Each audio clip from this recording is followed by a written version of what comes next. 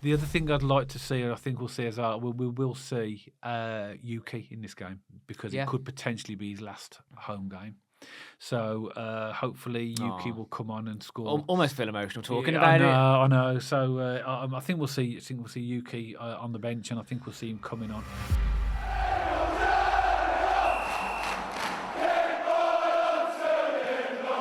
So welcome back to BCFC Royal Blue. It's finally arrived, the final home game of the season. Birmingham City take on Mansfield Town in what will be an exciting game because the Birmingham City players will be lifting the EFL League One trophy after the game. So we're all looking forward to that. What will be undoubtedly a completely packed and sold out St.Andrews. Will be a great atmosphere and will be our opportunity to thank the players for their and Chris Davies and the rest of the support team for their fantastic season that they've given us. Now, just before we get into the pre-match analysis of Mansfield, just to make you aware that we're recording this podcast before the Stevenage game, and that's because of circumstances in terms of the close proximity of the fixtures and also the lack of availability of a certain Matthew O'Neill due to work commitments. So some of the things that we were talking about, obviously we're saying them before we've actually played Stevenage, so just be aware of that. Otherwise, we're inundated with comments of all sorts of different reasons. So a bit of a long intro there, sorry, Matt, but No. Mansfield Town at home, last home game of the season. It's been a great season, has it? And it's a nice way for us fans to have a trophy to be lifted in our final fixture. There's two things for me about this game, Dad. One, can we go the whole season unbeaten? It'd be amazing if we can. And At home. At home, at home, and also lifting the trophy. We've worked hard all season. Hey, the club, the fans, and everyone associated with Birmingham City has had a long old season. We get to lift the trophy, and it really should be a special moment and a day to remember for sure. But yeah, just coming back to your point that I am working, it's my fault. But we will be doing a Mansfield post video. Yes, But as you say, Dad, it's just a note to say the Stevenage game won't have been played yet, so there might be some comments that don't quite link up, but bear with us. And this is more about strengths and pros and cons to teams and the way we play and stuff like that. So, there won't be any references there. But, just to remind people, when we played early in the season, doesn't that feel like it was 3 years ago? When we played Mansfield. It was a long time ago, It feels wasn't it? like it was absolutely ages ago, and that was 1-1. And I remember around that time, Dad, they were having a great start. They were in the playoffs, I believe. They were in and around the playoffs just anyway. as well they did, because they really did very well at the beginning of the season. I think up until December, they were either playoffs around the playoffs. Fifth, Yeah, maybe? they were doing really well. But we'll see in a minute their form has completely tailed off. Well, at the minute, Dad, they're 19th. They're on 48 points. They technically could still go down. I don't think they will, but I've got it here. They're 5 clear of the relegation zone with 3 games left. But if they lose their 3 final games and Bristol Rovers and Burton win theirs, they could actually still go down. I can't see that happening before all the Mansfield fans pile into the comments, but it is still a possibility. And to me, that just represents the disappointing second half of the season that they've had. And actually, Dad, when we did draw 1-1 away at Mansfield, a lot of their fans were really humble in our comment section, saying, actually, we're thankful just the fact that we're here, and if we survive this year, we'll be happy. We're not looking at a playoff. They were humble in the comments, but they weren't humble at their players. Our players went off their pitch to what a waste of money, didn't they? They were really like aggressive to when we were going, because they pressurised us in the second half, didn't they, and got their equaliser. But we'd be doing exactly the same, Dad, as Blues fans. You you can't knock a fan base for saying what a waste of money. We'd be doing exactly the same. I've got no problem with the Mansfield fans, no whatsoever. Yeah, they're a good set of banter with them. It was quite good, wasn't it? It was absolutely fine. Yeah. It was good atmosphere as well. It was. But just to obviously put into context what you said, since the 4th of January when they beat Stockport, they 4th of January, so we're going back now. They've won 2 out of the next 20 games. Wow! And both of those were together. They were in March, so they shows you how they've really dropped off. So after the Stockport game, they went on a run of 6 losses in a row. Then they drew. Then another 2 losses. Then 3 draws. Then a loss. Then the 2 wins. And in the last 5 games, they've lost 4 of the last 5. Yeah. Which is why they're in that position you were talking about, where they are. I don't think they'll go down. No, they won't. But it's still mathematically possible. Yeah, it is. Which is bizarre considering they're in the playoffs. Yeah, so their form isn't great. I mean, in the last 5 games, they've won 2, last 10 games, won 2, drawn 3, lost 5. But as I say, if you put it into context, those 2 wins are 2 wins out of 20. Yeah. But they happen to have been in the last 10 games. We've won 7, drawn 2, and lost 1. Obviously, not discounting what happens against Stevenage, because we don't know, because we haven't played them at the time of recording. They're in I think there's enough of a buffer, a 5-point gap between them and the bottom 4. They have played 43, so they have got one more game to play than Bristol Rovers as well. So I think they'll be okay. Well, they've got Peterborough and Exeter. So they've got Blues, Peterborough, Exeter as their last 3 games. That's quite a tough last 3 games. Yeah. Yeah, but I think 1 win will be enough for them. Yeah, no, of course. One win out of those or 2 draws maybe even would be enough. Yeah, but it depend on other results. It might need any more points. No, exactly. 48 points could be enough. In terms of form, as we mentioned, they are 6th bottom in the current form table, having taken 7 points from the last 6 games. Their home form is the 4th worst in the league, 22 points. Their away form is where they've got most of their points this season. They've got 26 points away, which is about mid-table. Interesting. They beat Stockport away as well.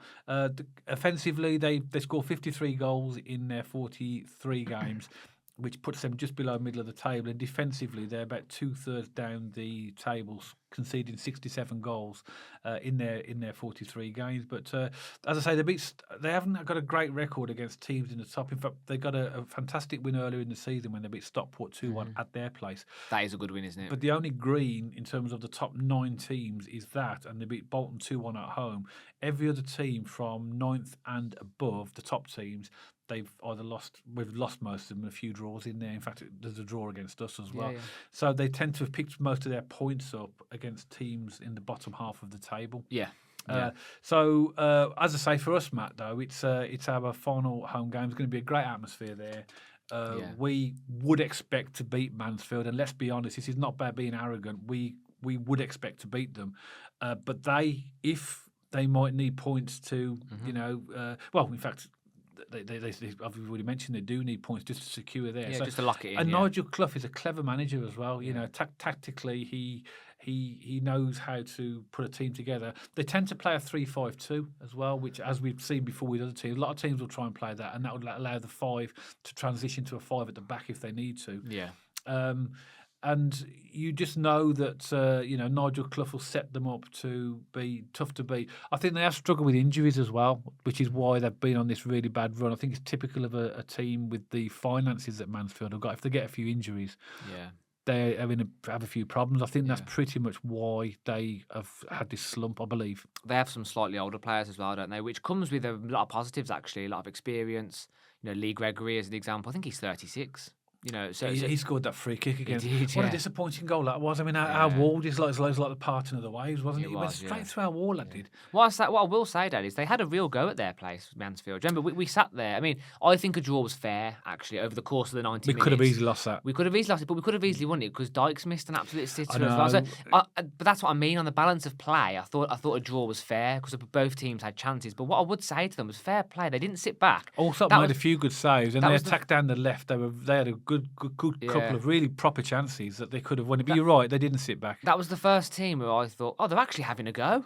Because up until that point, we just was hitting brick walls, weren't we? And I think this was the first time I realised, again, Mansfield away, was when teams could cause us a few issues by bypassing our midfield. Yeah. And they played quite a few long balls, quite a few balls over the top, and it was causing us some issues. We just couldn't get a foothold in that game, and it was frustrating. I mean, we took was it an early lead, but it was in the first half. A great goal from Williamson, actually. Real good sort of play from Dykes. Slotted it in just on so the Dykes right, pulled his man out of position. Yeah. Keshi Anderson went down the left-hand side, pulled it in, and Williamson hit it off the post. It was a really good goal, actually. Yeah, fantastic goal. And then after that, they did kind of grow into it with a bit of confidence. But coming back to your point, Dad, Nigel Clough, a man that knows League One, a manager I very much respect. I think he a very good footballing head on him.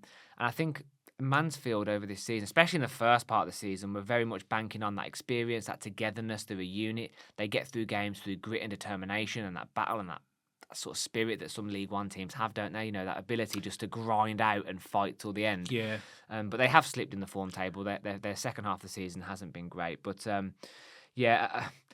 I think this is going to be a good game of football, actually, because I think Chris Davis is going to rotate again. I think they're going to want to come out and play and secure their points for safety. I don't think they're going to come out the gates like free-flowing football. They will sit back a little bit, but I think this does have the makings to be a decent game of football, especially with the party atmosphere that we're going to create down St Andrews. It is going to be quite noisy in there. It is going to be a good atmosphere, final game of the season. So I think quite a few goals could be scored as well in this game. Looking forward to it. And no doubt though, they're not going to roll over for us. We're going to have to earn these 3 points and keep moving towards that total. If I was Chris Davies, I would pick my absolute best available 11, whatever he sees that as, because I would want to put on a show for the fans in the last game of the season. And that's why I think we've been seeing some rotation recently to build up to this game. Yeah, I think so as well. So, saving some of the energy of the players for this game, because you want to sign off with St Andrews because we're going to lift the trophy. What we don't want to lose is lose the game, because he'll put a bit of a cold water over it, won't it? Yeah. So I think he'll pick the strongest available 11 that he sees as the best team. Just a few strengths and weaknesses really from Mansfield. As I say, for me, I've watched them a few times this season in games, and they've looked pretty poor, if I'm honest, in the games I've watched. I watched them against Wickham and against somebody else, and I think it was literally down to the fact that they got really bad injuries, and there was players playing out of position and all those type of things. But just a few strengths. They like shooting from direct free kicks. We saw that against us, didn't we? That was our own fault, though. Our wall just literally divided. I mean, I've never not really seen us do that crazy, before. Wasn't it? It was a crazy. And you can't really blame Allsop. He wasn't expecting that to happen. No. Creating long shots, they like that as well. They shoot on sight, so shoot wherever they get a chance. And they like to play in the opposition's half where they can. They do attack down the middle, but also in the left. And that to me is my memory of playing them at their place. Yeah, they were good, weren't they? They were very good on the left. They were. We gave them the opportunities because we were pressing and attacking. They pinged the ball over the top. Their goalkeeper a few times. Their goalkeeper wastes a lot of time as well, by the way. Wait, he's got nothing on the Shrewsbury keeper. No, but he weren't far behind. They like to keep possession of the ball, but as St Andrews, they'll struggle to do that against us, I think, as well. And as a other weakness as well, they're prone to individual areas and also defending counter-attacks. So that's somewhere where we could exploit them as well. Goal scoring, as we said, Will Evans is their top scorer with 11 goals. He's the centre forward. Lee Gregory. 10 goals. Very experienced player, Lee Gregory. Yeah, like you say, because of his age, whether he starts or comes on as a sub, if he's fit, I don't know, but he'll be a threat if he comes on. Centre back next, so they've got 11 and 10 goals is their top two scores, and it goes down to 4 for their third. This is Adedeji Oshilaja, 4 goals. He's a centre back, so that's obviously from corners and set pieces. Keanu Bacchus, defensive midfield with 3 goals, and George Maris with 3 goals. Keanu Bacchus has got 7 assists, defensive midfielder, so that's a threat we have to really counter.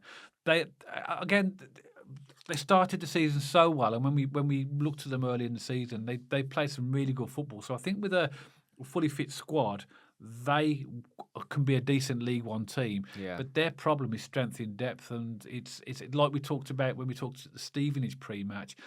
These type of clubs with these types of budgets, it's about how they can develop their team to bring in young players and talent. But when they have a few injuries, not like us, we have injuries. We've got real top players to come in. Yeah. Mansfield, Stevenages, and a lot of League One teams haven't got that. So I think that's what's really killed them this season. Their lack of strength in depth. Yeah, and I think don't underestimate Nigel Clough. Dad, he's very clever. He likes to research his opposition, and just like Chris Davies, he's renowned for doing in-depth research in his opposition, and he's not afraid to change his strategy and formation to adapt to that. So I have no doubt him and his backroom staff are going to be watching Blues games all this week and looking at weaknesses, looking at areas to exploit, and he might adapt his formation, seeing what he sees fits to tackle Blues' threats and stuff like that. So he's a versatile manager that isn't scared to mix things up, and I think that has a big impact. If the manager can nullify your tactics, we've been frustrated many times this season.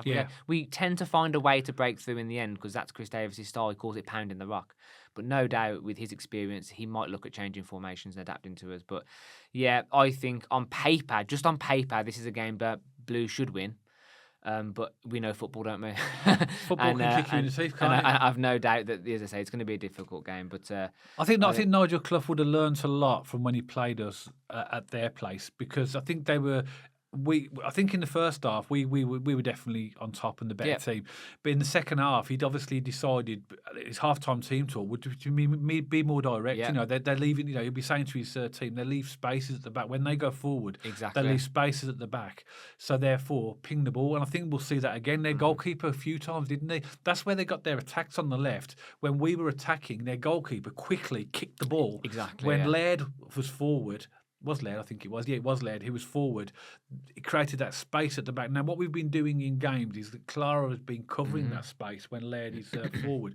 But a few times, I mean, only for Allsop making two very, very good saves from, I can't remember who it was on the left. Whoever he was really good. Was it Bacchus? No, he's a centre mid, isn't he? Yeah, no, it might have been McLaughlin or something like that. I can't remember, but it was whoever was on their left. He forced two really good saves out of Allsop because we created that space. And I think in this game, Nigel Clough will remember that and say, well, when you get the opportunity, let's try and press them a little bit. Yeah. I think as well, though, I think his tactics will be slightly different for this game because I believe that because we're at St.Andrews, because it's going to be sold out, I think there'll be a little bit more defensive. Yeah, in this I game. think that's their nature is to sit back and sit out of possession, and then, as I say, typical League One counter attack, set pieces, all these sorts of things. But I think with that, the points and the gap between the bottom four and them being not as safe as they would like, I think they will come at us at points in the game. You know, when it sounds silly, but when it's safe to do so. Maybe it's a counter-attack, maybe it's a set-piece, whatever. Maybe it's a chance for their keeper to lump the ball in the box. They will take those little nuggets in the game to try and cause us some problems. But I agree that they will put defence first, no doubt about it. But as I say, they will try and take their chances where they can. But yeah, I think that segues us nicely into the Blues, Dad. Yeah, again, it's just again, I know we're repeating ourselves here, but just bear in mind, as we talk about the Blues team, we this is before we've played Stevenage. So if any players get injured against Stevenage and we mention them, we do apologise for that. It's just by the nature of the fast turnaround of games and obviously Matt being away. So let's talk about the Blues team and who we think will be in the starting line. So it's my turn to do the back line, isn't it? It is indeed, yeah. I'm going to go for, again, because I think that he'll pick his strongest team, I'm going to go for the standard back line. Allsop in goal, Cochrane at left back, Clara and Davis in the middle and Laird at right back. Yeah. Simple. Nice and simple, straightforward. Yeah, I agree. I think he's going to go all out for this one and completely agree that is our strongest starting back line. Yeah. So in the midfield, Dad, Paik and Iwata in the sixes. Yeah. I've gone for Keshi on the left.